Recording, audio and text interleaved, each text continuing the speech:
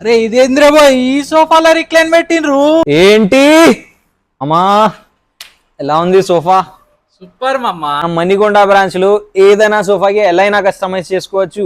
కాలుకి ముఖంకి కాలుకి చేసుకోవచ్చు. మీరు ఇవన్నీ చెప్పకన్నా పెద్ద పెద్ద మాటలు. రేట్ ఎంత చెప్పు.